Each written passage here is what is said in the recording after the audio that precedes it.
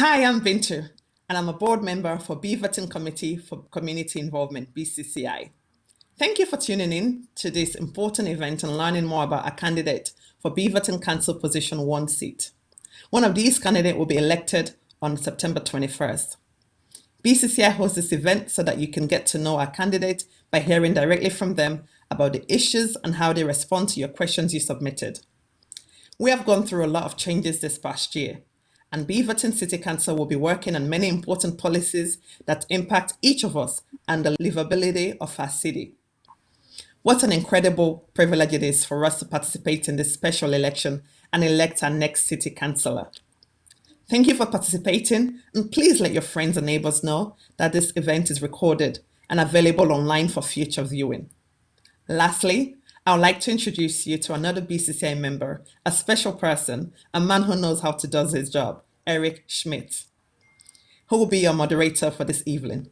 Candidate, you're in good hands. Thank you. Bintu Fode Kiamoka, that was a great introduction. I humbly accept your praise. Thank you, Bintu.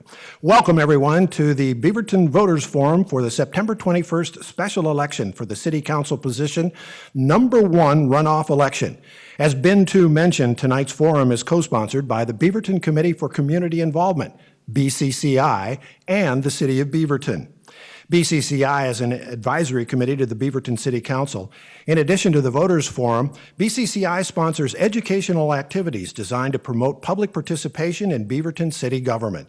And since its inception, BCCI has been active in public involvement policies, especially in land use issues.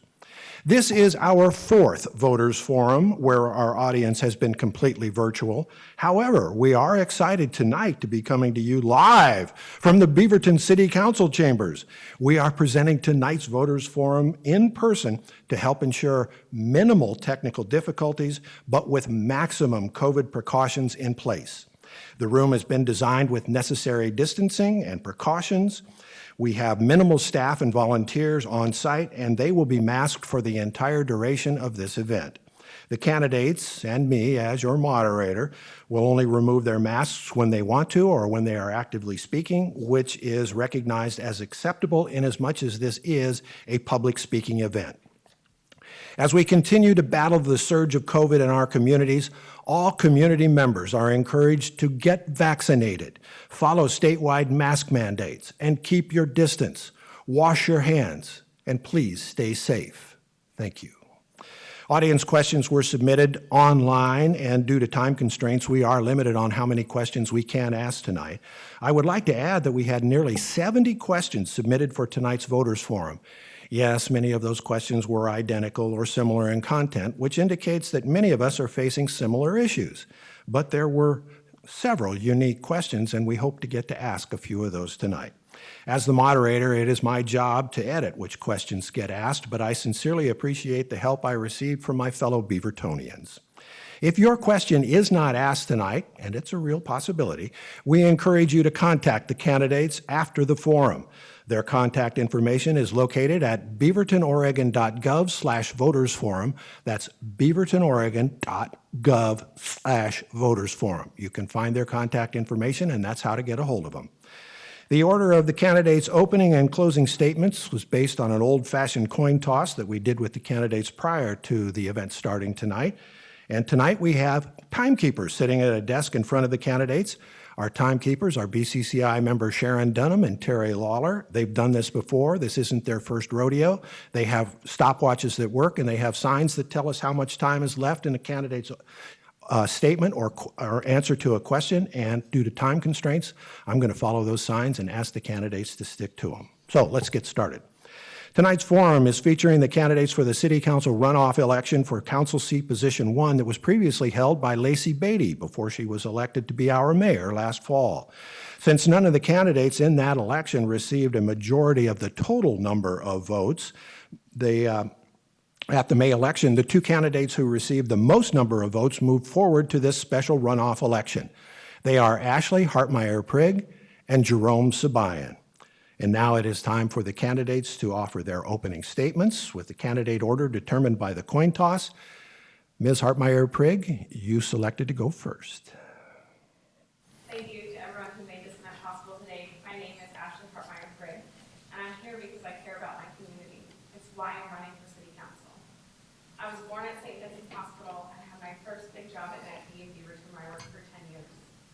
Growing up on Allen Boulevard, my parents juggled multiple jobs to make it work every month. My mom went back to school as an adult because she wanted to show us what was possible if we went to college. I went to college because my mom believed in me. My mom couldn't believe I made the drive to Willamette Law School in Salem. Your mic's not on. Okay, Did you push the button? I'm good now. It says it's on. Yeah, that was me. Okay, sorry about that. My mom couldn't believe I made the drive to Willamette for law school in Salem instead of moving, but Beaverton is where I want to be. I'm running for city council because I believe in Beaverton. I believe in a Beaverton where everyone who works hard can make their home here like my family did. I believe in a Beaverton where we come out stronger from COVID because we support small business and we lift up our neighbors. I believe in a Beaverton where we address the homeless crisis with compassion and the climate crisis with innovation. But believing in Beaverton isn't enough. It's going to take work. As the former president of the Tualatin Hills Park and Recreation District, the largest special district in Oregon, I know what it means when government works for people. When the pandemic hit, we opened programs for kids when their schools closed. We worked with partners to open temporary shelters. We secured federal funding in order to open public bathrooms. And we laid the groundwork for over 600 affordable housing units that are being built right now, and I'm proud of that. And I'm proud to be endorsed by the chair of Washington County, our Metro Council president, and our mayor of Beaverton, because we will only solve problems as a region. We can build affordable housing, we can create good paying jobs, and we can reverse climate change if we do it together. It's going to take work, and I will never stop working for Beaverton. If you believe in Beaverton, come do this work with me. Please vote Ashley Hartmeyer Prigg by September 21st. Thank you. Thank you. Mr. Sabayan, you have an opening statement, 2 minutes. Thank you. Good evening. My name is Jerome Sabayan, and I am a candidate for Beaverton City Council position number 1. I am running on the platform that government exists to serve all of the people equally. And I believe that I will serve with honor, integrity, and respect. I am a veteran, an Army veteran, serving for 28 years in the U.S. Army, and I am a retired Army Lieutenant Colonel. I have served in war and peace around the world and throughout the United States. I am a licensed professional civil engineer with master's degrees and bachelor's degrees in civil engineering with experience in hurricane reconstruction and earthquake response. I am an educator with master's and doctoral degrees in history and political science, and I currently teach graduate courses in critical thinking and national security at the Army War College. Most importantly, I am a community volunteer, and I want to serve the people in my community. I have served on numerous boards and commissions, for example, the Beaverton School District Bond Accountability Committee, the Social Services Funding Committee, the Human Rights Advisory Committee, the Sheriff's Office Foundation that serves public safety throughout the county, and numerous others, Engineers Without Borders, Community Engineering Corps. And I want to serve the people of Beaverton. And I am self-funding my campaign because it is the right thing to do. I believe that the American taxpayer pays me through my military pension to continue my tradition of serving the public good.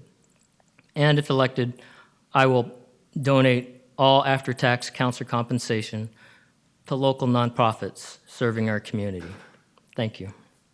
And thank you. And now we begin the questions that were submitted online. We also had several questions that were submitted in person, so we chose what we have. And the first question goes to you, Mr. Sabayan, and it comes from MIAB, the Mayor's Youth Advisory Board. And the question is, how will you include youth perspectives in your policy making? You have 1 minute for an answer. Well, one of the important things a counselor needs to do is reach out and actually converse and talk and engage people wherever they are. If that means that I go to the schools and talk to the students, then that's what I'm going to do. I will talk to anybody. And if you go to my website, jeromeforbeaverton.org, you can send me a message and I will come out and talk to you. It is that simple. So whether it's youth or elders or whoever, I will come out and talk to you. Thank you. Ms. Hartmeyer-Prigg? Yes, thank you. Since January, I have had a team of amazing student volunteers on my campaign, and centering the youth voice is very natural for me. They are our future leaders, they are our now leaders, and they know how important it is for them to be involved because they're helping to shape where we go as a community. So for me, it would be to continue to talk to the young people just as I have through this whole campaign, Eric. I'm really grateful for these students. They inspire me daily.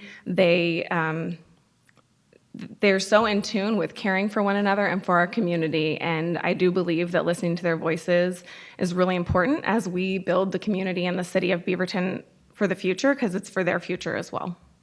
Thank you. This next question will start with you, Ms. Hartmeyer-Prigg, and it's from a self-described senior citizen, so presumably this individual is over the age of 65 or thereabouts.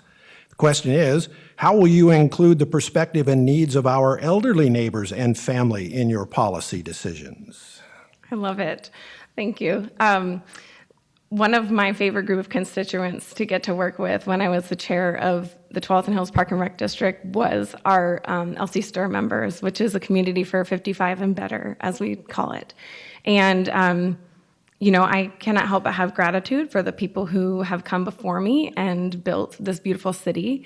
And so that perspective is just as important to me. Every single member of our community matters to me, and I want to hear their voices. And I think, we have a lot of great programs through the city to be involved in, like our amazing NAC members or the BCCI.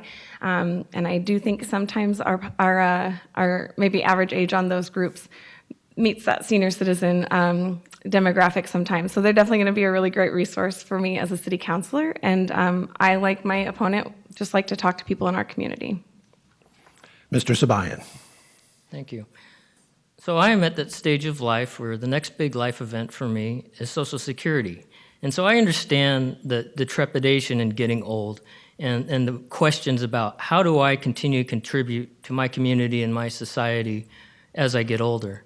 And that's where I'm at. And what I've been doing over the last few months is trying to get into every retirement community and actually play their piano for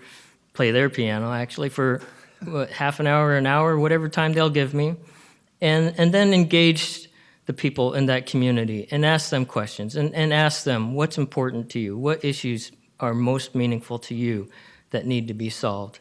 Because they have just a wealth of experience and knowledge that hopefully we don't ignore and we don't let slip away. Thank you.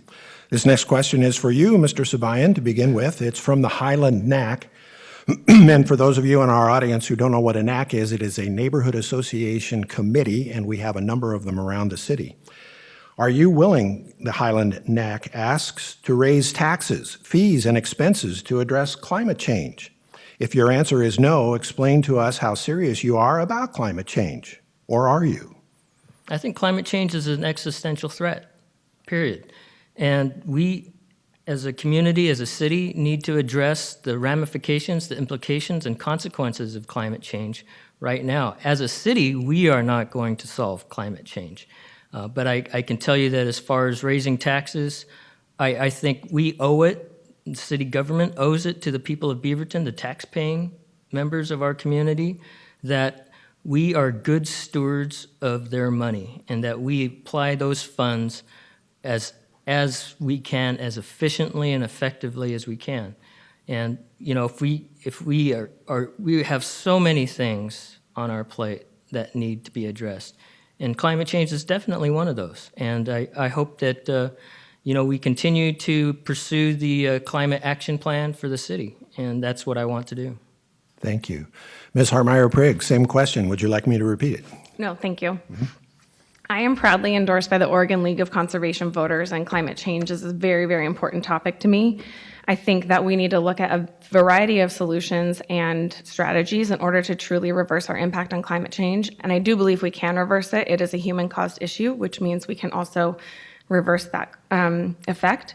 I do think that raising fees and taxes may be one of the approaches that we need to take. If you're a polluter, I think you should pay higher fees.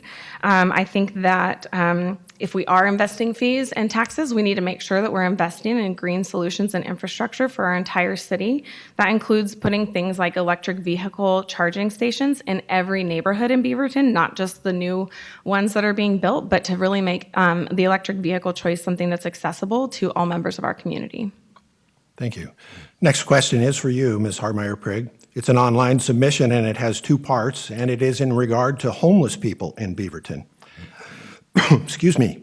Part A, are you willing to allocate city resources to manage existing homeless people and enable them to get off the streets? Part B, and how will you ensure that Beaverton doesn't become a mecca for outsiders like Portland has become? Yeah, thank you. I think one of the things that we all need to keep in mind is that homeless people are people. They are our fellow humans. They deserve compassion and love and dignity through whatever it is that they're going through that led them to be living on our streets. As a society, I learned this from a woman named Mercedes who worked for Central City Concern. She told us, we've decided it's acceptable for someone to live on the streets.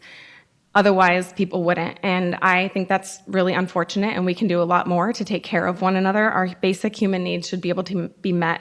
I do think we should invest city resources into helping our homeless population, helping get them shelter, get them services, whatever it is they need to get them into a place that they do not have to live on the streets. Thank you. Mr. Sabayan. So Beaverton has a plan. It's called the 5-Year Housing Action Plan, and it has 3 components. 1 is serving those who are homeless, experiencing homelessness. 2 is making affordable housing, and 3 is increasing the supply of housing. Now, as a past volunteer at the Beaverton Severe Weather Shelter, I can tell you that the majority of those experiencing homelessness and showing up at the Severe Weather Shelter are local. And these are our friends, these are our neighbors that are using and taking advantage of the severe weather shelter. As far as not making Beaverton a mecca, there's a line of thought that if you build it, they will come. And so we need to be very circumspect when we address the homeless issue here in Beaverton, because it is a regional problem, but we have a local issue to solve for sure. Next question is for you, Mr. Sabayan. It was submitted online. What part of Beaverton do you live in, and what is your favorite part of your neighborhood? Yeah, well, I live in the Vos neighborhood, about 4 blocks from the main library, and I obviously the main library is one of my favorite spots. It's really a gem in our city, and we should protect it and make sure that it is always there for the people to use. And right across the street is the community center. And unfortunately, we are planning to demolish the community center make space for 10 units. And I think that's something we need to walk back on and take another look at as far as serving the common good. Which serves the common good, the community center or 10 low-income senior housing units? And that's a conversation that needs to be had. Thank you. Ms. Harmeyer-Prigg, where do you live and what do you like about it? Yeah, so I grew up in the heart of Beaverton. I've lived in one of the most western parts of Beaverton, and now I live in the most eastern part of Beaverton, so I'm in the West Slope part of Beaverton. My favorite part, I will have to say, there's a new Muchas Gracias that went in. It has been fueling me on this campaign. I'm pretty excited that is there. But really, it's hard to choose a favorite. Beaverton has so many special parts to it, whether that's our parks or our local businesses. So it's really hard to choose one, but you can often find me at the farmers market on Saturdays. And throughout this whole campaign, I have walked every single neighborhood of Beaverton in order to talk to voters. And they're all unique and special, and so it really is hard to choose one. Thank you for that. Next question goes to you, Ms. Harmeyer-Prigg. And we had a number, and I mean a number of questions submitted regarding traffic. I'm sure that's a big surprise to both of you, but it seems to be an issue that impacts just about everyone who lives or works or does both in Beaverton. What should City Council do to address the congestion and confusion that Beaverton has with its traffic challenges? So I think the redevelopment of Farmington Road was a really beautiful project, but for it to get implemented, I don't know how much the investment was, but it also took, years to do. And we don't have the resources to redevelop every street like that in Beaverton. So I think some of the things that we really need to do is to encourage other forms of transportation. I used to work 4 miles from home, but I didn't have a safe bicycle route because it would have been Canyon Road and Walker Road, and there's no safe way to be on a bicycle.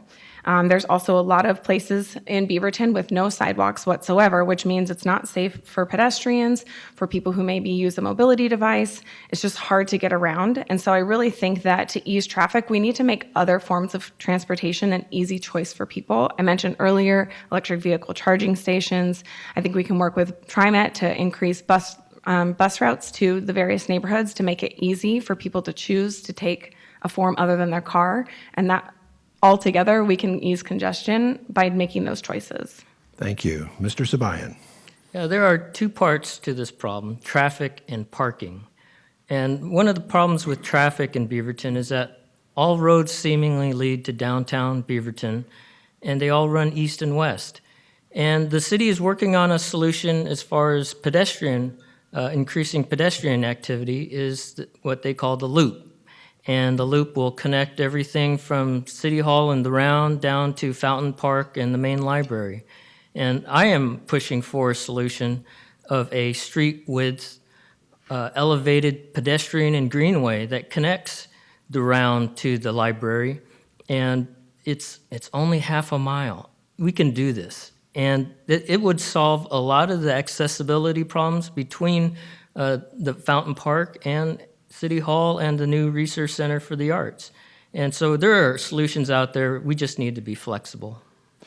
We'll start the next question with you, Mr. Sabayan. We had a number of questions also submitted, as you well imagine, regarding the Beaverton Police Department, defunding police, reforming police, et cetera, et cetera.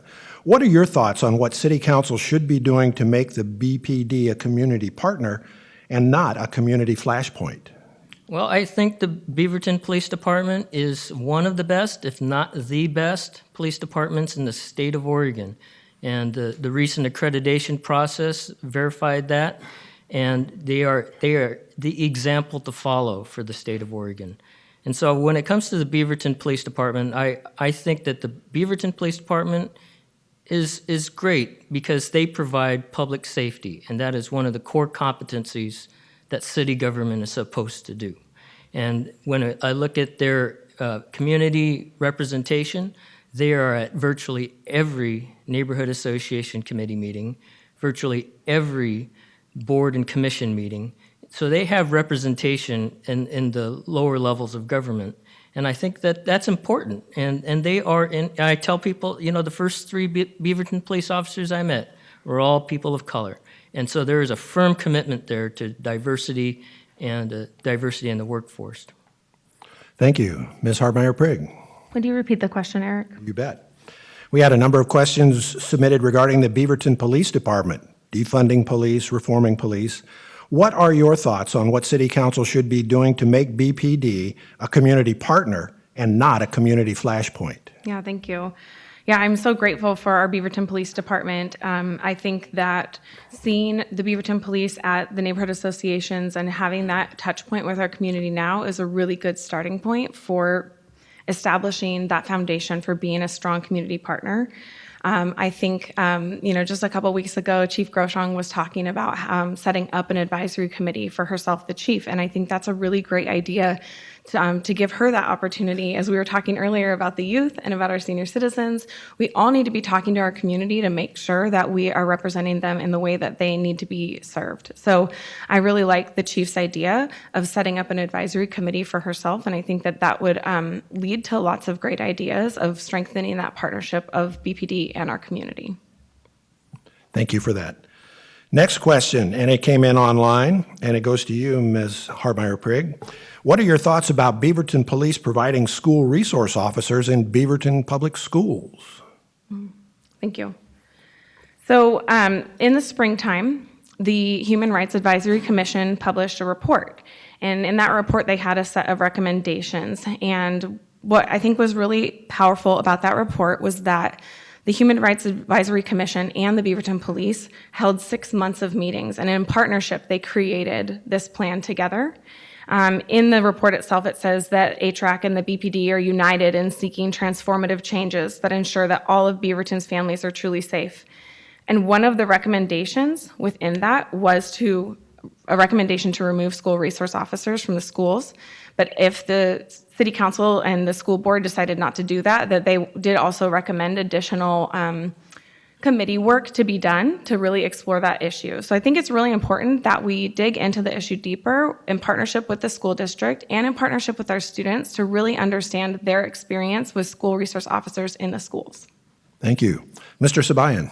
Yeah, so that recommendation actually was to unilaterally remove school resource officers from the Beaverton School District. And Ashley did say that she would vote to approve all of those recommendations. And so I have always said that school resource officers are a public safety issue. And if the Beaverton School District and the Beaverton School Board want the school resource officers there, then in my mind, that is the Beaverton Police Department and the City of Beaverton's responsibility as a public safety issue, and the City of Beaverton should continue to pay for that. Thank you. Next question goes to you, Mr. Sabayan, and it is another question from the Highland NAC. Do you feel it is appropriate for Beaverton Police to respond to public safety events on or near the Nike campus, despite the tax evasion of that company? Do you support any changes in that regard? To the first part, no. And to the second, have changes. What is Nike's role in the city? If they are not paying for urban services from the city of Beaverton, then they should not be getting urban services from the city. It just makes sense. They have their own providers to provide their security, to provide their everything.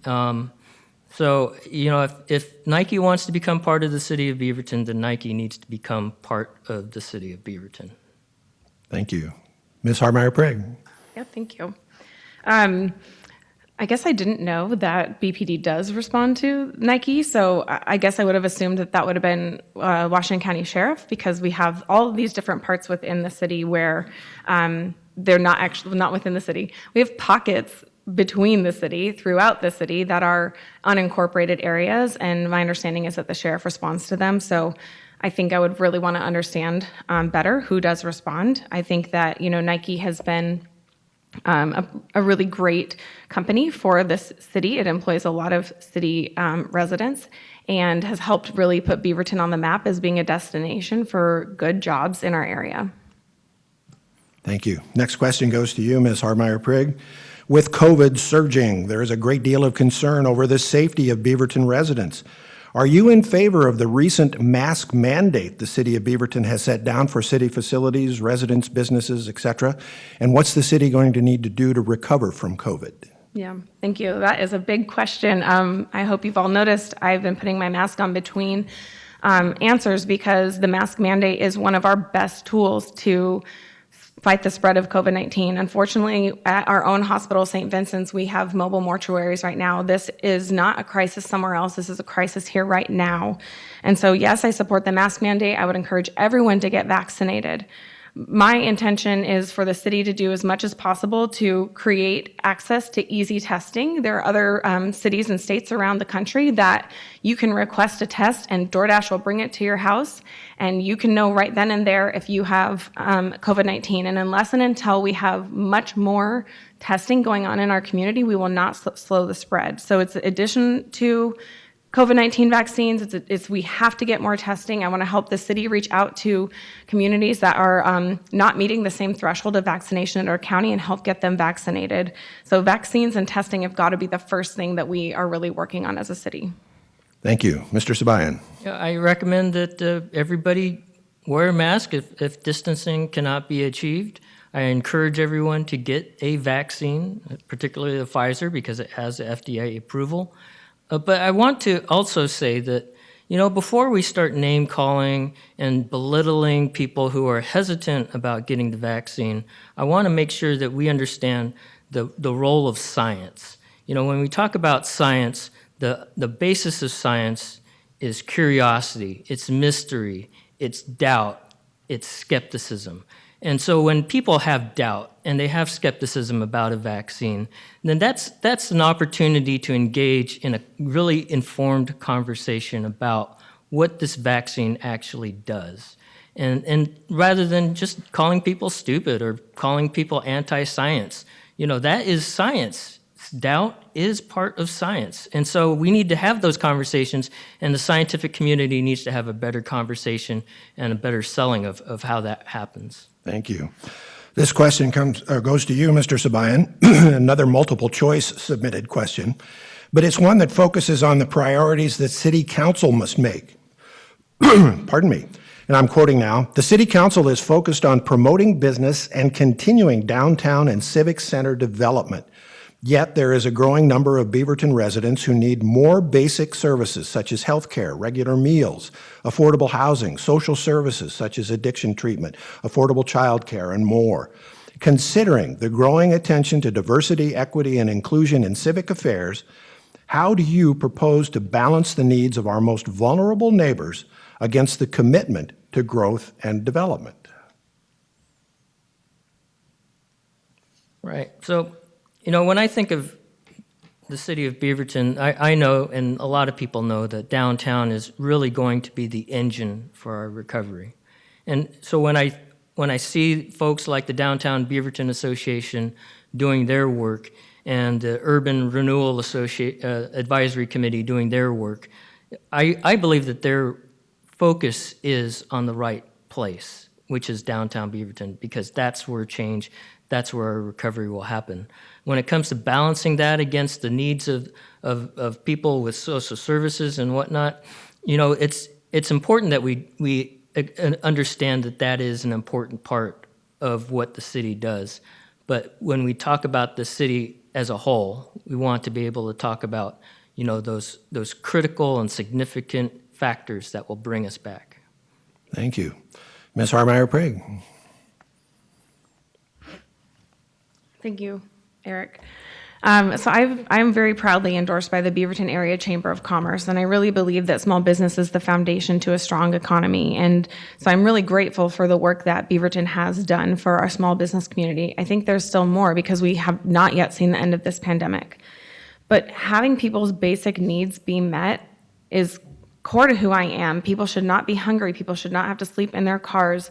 When COVID shut things down, people lost access to things like a shower because the gym's closed, or a bathroom because the library closed. And so meeting people's fundamental basic human needs is really important to me. I shared in my opening that I have regional endorsements, and I think that these are problems that we have to work with as a region, because we can use our resources to multiply the effect that we can have to serve our residents.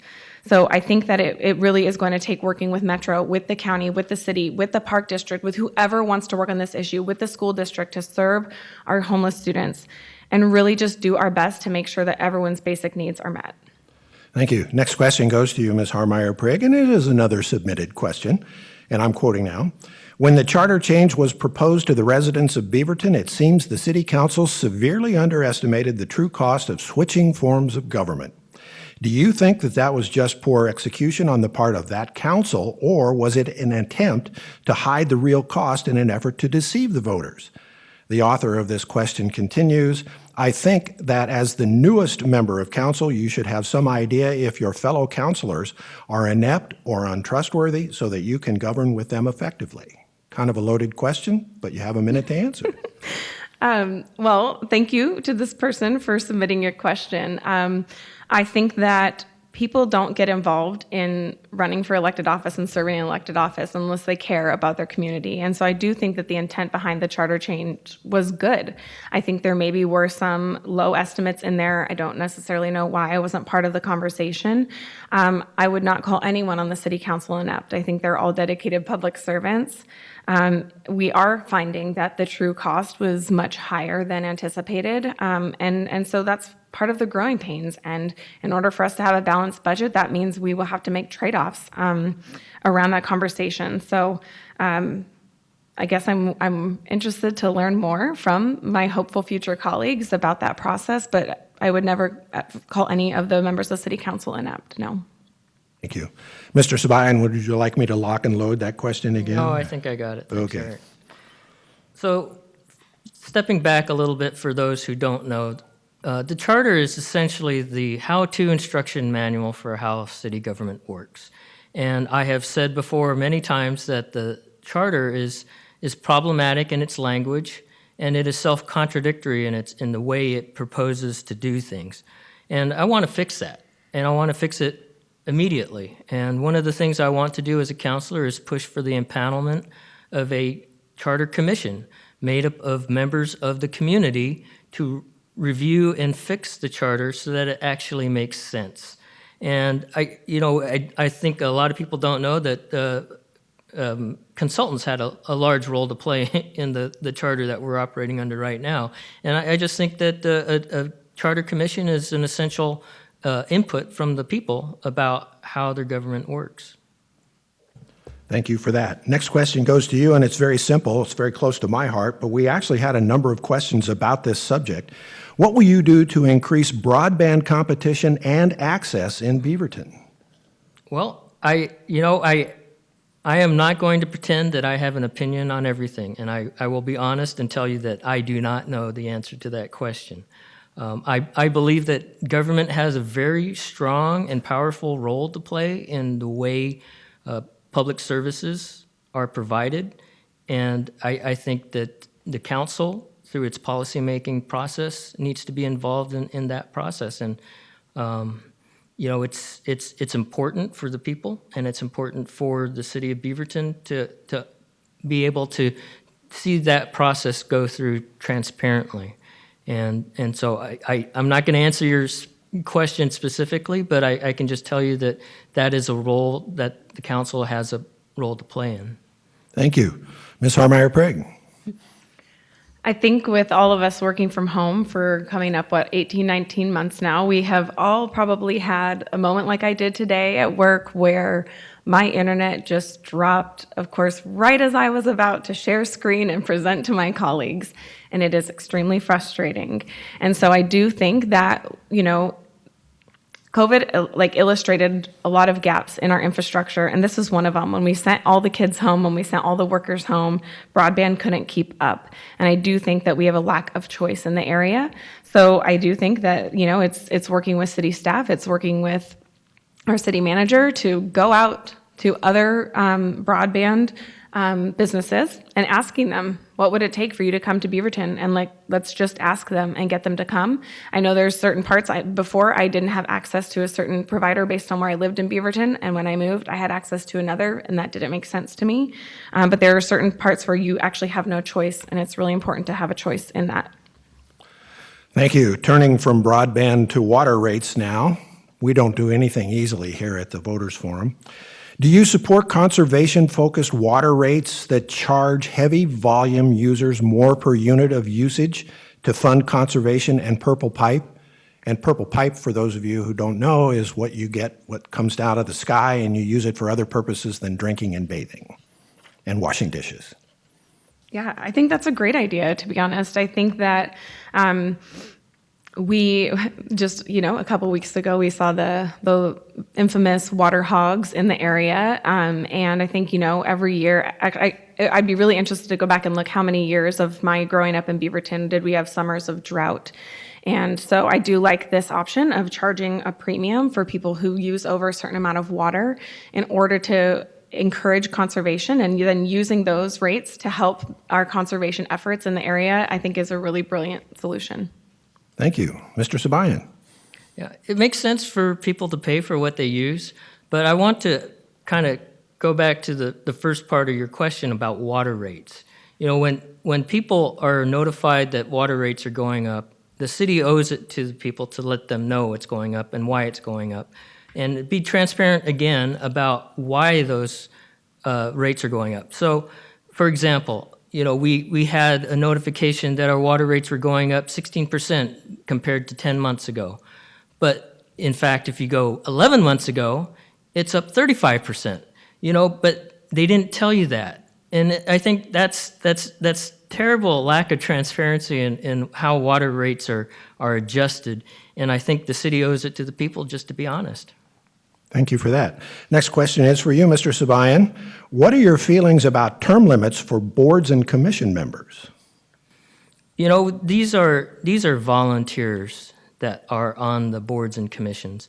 And I understand that, I guess last week or recently, the mayor has announced that she will selectively replace board and commission members who have been serving more than 2 or more terms on a board or commission for the express purpose of increasing diversity, equity, and inclusion on the boards and commissions. And I would say that when it comes to increasing diversity, there is plenty of diversity on the boards and commissions. One place we got to get to is on the neighborhood association committees. There is virtually no diversity on the neighborhood association committees, and I think that needs attention real fast because that is a very important component of how the city runs. Thank you. Ms. Hartmeyer-Prigg, your thoughts? Yeah, I think it's a really interesting concept. I think, I forgot to take my mask off that time. I think it's an interesting concept. I think that it'll lead to a changeover in thought on those boards. I think we would just I need to look at it further to see, like, are people just truly staying on for a lifetime and not creating opportunity for other people to come on? Just as we now have term limits for the city council, and what that does is it creates an opportunity for someone new to come in to bring a new perspective. So generally, I think it's a good idea, but I'd like to kind of look at the demographics of the board and also look at the average tenure to see if it's even needed or if that naturally would happen anyways. Thank you for that. Next question is for you, Ms. Hartmeyer-Prigg, and it is, Beaverton has grown a lot in the last 3 decades. Are you comfortable with the mandates from the state legislature to allow more housing diversity on single-family lots? Thank you. Beaverton has grown a lot, though the census told us not quite as much as we thought we had grown. I attended a Coffee Connect with the Beaverton Chamber a couple weeks ago, and the Beaverton Florist owner was telling us about when the chamber started, Beaverton was 1,400 people, and I love imagining that, but we are so much bigger than that now. I do think in order to meet our housing demand, we do need to have the ability to put in different types of dwellings in our city. I think, we can look around the country for inspiration and look at beautiful row housing, at amazing like cottage clusters. There's all types of different housing that I think would really help meet the need. Not everyone needs a 3,500 square foot home. Some people might be content to have a much smaller home. And so I do like the idea of being able to put different types of housing on a single family traditional plot of land. Thank you. Mr. Sabayan, your thoughts? Yeah, so the 5-year housing action plan for the city estimates that in the next 15 to 20 years, we're going to need 11,000 more units here in Beaverton. And, it's a target out there. And, to confuse things, now we have the state mandate to increase housing density through various choices of housing types. And one thing I think the city owes the people of Beaverton, as well as the state legislature, is how the city will comply with that state mandate. And, there is a timeline for the city to come up with that plan of compliance. But I think the city should really ramp that up and provide that answer to the city of Beaverton much sooner than what they plan to. I think it's important to decrease that uncertainty for homeowners here in Beaverton. Thank you. The next question is for you, Mr. Sabayan. It is. Is the city of Beaverton ready for the big one? The earthquake that geologists tell us is bound to happen. If not, what needs to be done to make Beaverton ready for the big one? Absolutely not. Absolutely not. We are so unprepared for what you call the big one, a potential 9.0 magnitude earthquake along the Cascadia subduction zone. It is going to tear this place apart, and we have got to get ready. We have an emergency management department, terribly underfunded, and we have a great community emergency response team that is, in the thousands, and these are people who want to be ready, and we need to encourage them to plan, to get ready, get 2 weeks ready, and get, prepare themselves and prepare their neighborhoods for what's going to happen. And, I half jokingly say, when the big one comes, think about 100,000 people looking for some place to poop every day. And we have no plan for that. And so to answer your question, absolutely not. Well, that's a thought that'll stick in my head. Ms. Harmeyer-Prigg, your thoughts? Thanks for the laugh, Jerome. I would agree that we are not prepared. I think one thing that we could be doing is utilizing these NACs to start building plans for each neighborhood within Beaverton and come up with a plan with our neighbors. I know a lot of best practices for emergency planning is to work with your neighbors and to figure out who has what supplies or maybe who's going to be the captain of certain supplies. And so I do think we could utilize our NACs to start building neighborhood by neighborhood plans and build them quickly, because we really don't know when the earthquake could hit. It could really come at any time.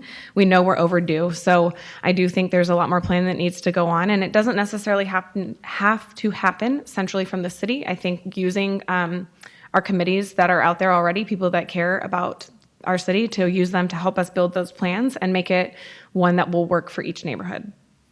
Thank you. Next question is for you first, Ms. Harmeyer-Prigg. If Beaverton truly is Oregon's most diverse city, are you comfortable with the efforts to increase diversity, equity, and inclusion at the city level, or does more need to be done? Yeah, we were very fortunate to have such a beautifully diverse city. I do think that one of the things that's important, though, is that every resident of the city feels represented by the city. And for that to happen, it's going to be important that they see someone that looks like them or sounds like them, or, whatever it is, that they can feel represented by someone in the city, whether that's staff, whether that's elected. So I do think that there's more that we can do. I think there's really great efforts going on. But I do think it's very important that we be really intentional with this and with this type of change, so that whenever we do increase, representation of a demographic at the city level, that everyone feels like they belong and that they welcome. It's really unfair to put someone in a situation if we haven't done the internal change within our city to truly be a welcoming and inclusive, work environment, for example. So I think that the effort doesn't end with just saying we've increased representation. It's actually working on the inclusion piece as well. Thank you. Mr. Sabayan. Yep. So we are fortunate here in Beaverton that we are not a city of enclaves. We don't have a Chinatown. We don't have an Indian town. We are a true melting pot here in Beaverton. And one of the things that in the City of Beaverton's Diversity, Equity, and Inclusion Plan is that the city has a responsibility to create opportunities for people of different cultures, different ethnicities to come together, to share their culture, to share their ideas, and to intermingle and talk and converse. And that's an important component of a city that understands the importance of diversity, equity, and inclusion. Because I'm not talking about diversity of the color of skins. I am talking about diversity of backgrounds, diversity of education, diversity of culture. And so all of these things need to come together, and the city is a great catalyst for making that happen. I think we have time for one more submitted question, and Mr. Sabayan, it'll go to you. Is the city of Beaverton in a position to help with the relocation and settlement of refugees from Afghanistan? No. Do you want to expand on that? I understand that, there's, and I can tell you, as a former Army officer, my understanding of the importance of allies and interpreters in foreign operations. And I can also tell you that the declaration of Beaverton as a sanctuary city for Afghan refugees was a meaningless platitude that had absolutely no teeth to it and no resources behind it. And so, if we're going to make statements like that, it's almost inhumane to say that people should come here but not make any plans or resources available to them. And so it's that was a tough one, and I that one would have been a hard no from me. Ms. Harmeyer-Prigg. Can you please repeat the question? You bet. Is the city of Beaverton in a position to help with the relocation and settlement of refugees from Afghanistan? Thank you. There's a lot of really great entities around our city and our our area that help with refugee resettlement, the Portland Refugee Support Group being one of them. I think that the city has made a commitment to being a welcoming city. And for me, that does mean we are welcoming to refugees. What that looks like at the city is still to be determined. I think putting out a statement saying that we support refugees from Afghanistan is a first step. I agree it didn't make any sort of commitment for us, but I do think that there is work that we should be doing to be welcoming to individuals who are really in a position that they probably never expected to be in, who have truly lost everything. So I do think that the city should be welcoming, and that we should pool our resources and find people who are willing to open their homes and create a place that is safe for people to come who are seeking refuge. Thank you. And thank you both for those, answering all of our submitted questions. And now it's time for each of you to ask each other a question. And the way that we're going to work it tonight is that the candidate who responded to the last of the last submitted questions will get to ask the first question of their opponent. Ms. Hartmeyer-Prigg, your question for Mr. Sabayan. Thank you, Eric. Jerome, my campaign has released an extensive plan to lead the COVID-19 recovery in Beaverton and support small businesses. Your campaign released a 4-minute video where you said that the city should, quote, come up with a plan of something. And so I was curious, what is your plan for COVID recovery in Beaverton? Well, my plan is to, again, engage the business community because they are going to be the engine of the economic recovery. But I would also say that I don't believe we have actually turned the corner yet. I think we are still deep in it. And I think we have a long way to go before we actually think about getting to the recovery stage. We are in this Delta variant. There's a Mu variant coming out. And we have so much to address just to get through this pandemic and the economic crisis before we even start coming up with the plan for the recovery. I think that's still a ways off, but definitely a conversation with the business community is going to have to be a central part of that. Thank you for that. And now your question, Mr. Sabayan, for Ms. Hartmeyer-Prigg. Ashley, on April 7th, in front of the Human Rights Advisory Committee, you told them that you would vote to approve shifting funds from policing to social work. And last month, at least one of your campaign fundraisers was hosted by a known Antifa leader who lives in Hillsborough and was arrested for rioting in Portland. Antifa's goal is to defund the police. So my question to you is, are you leading Antifa's effort to defund the police, or is Antifa leading you? I don't know if that's a joke or not. The FBI has said Antifa is not an organization. And I did say at the April 7th meeting that I supported the Human Rights Advisory Commission report. And like I stated earlier, that report was built in conjunction with the commission, members of our community, and the Beaverton Police Department. And all of the recommendations in that report were not with the intention to defund the police. I've spoken with members of that commission, and their express goal is not to defund the police. They recognize that the police is a really important part of our community and an important part of safety, but they also recognize that transformative change needs to happen. I think the police recognize that too. In my job, when things are added and added and added, we call that scope creep. And since I was a little kid, I've been told to call 911 for anything that's needed. Call 911 and the police will come help you. But that scope has grown into something that it was never intended to fully be. So I would like to see us take advantage of the report recommended by the Human Rights Advisory Commission and work on that transformative change. Thank you. Appreciate it. And it's time now for our candidates to offer their closing statements. And based on the coin toss, they will have 2 minutes to do it. And based on the coin toss, Mr. Sabayan, you will go first tonight. Well, thank you so much for your time this evening. My name is Jerome Sabayan, and I ask that you reach out and ask two of your friends to please vote in this special election. This is such a stark choice between these two candidates, and I ask you to take a careful look at the voters' pamphlet and make a sound, reasoned judgment about the type of city leader you are looking for to help lead this city through the next phase of this pandemic and the recovery. So I am a veteran, I am an engineer, I am an educator, And most importantly, I am a community volunteer, and I want to stay focused as a council member on the people of Beaverton. I will not focus on what will make the county happy. I will not focus on what make Metro happy. I will focus on the neighborhood association committees. I will focus on the people of Beaverton. And I will attend as many neighborhood association committee meetings as I physically can. Thank you. Thank you, Mr. Sabayan. Ms. Harmeyer-Prigg, you have 2 minutes to close. Thank you. Thank you, everyone, for taking the time tonight to watch tonight's forum. Voting is the backbone of our democracy, so please make sure you vote by September 21st. You've heard tonight about the values I hold, about the care I have for our city, and about the work ethic I will bring to this position. Having had the chance to hold elected office during the COVID-19 pandemic means I am uniquely qualified for this seat, and I will be able to be an effective city councilor on day one. If I have the honor of serving on city council, I will be a voice for Beaverton's businesses and workers to our state lawmakers. I will ensure we do everything in our power to come out even stronger from COVID-19.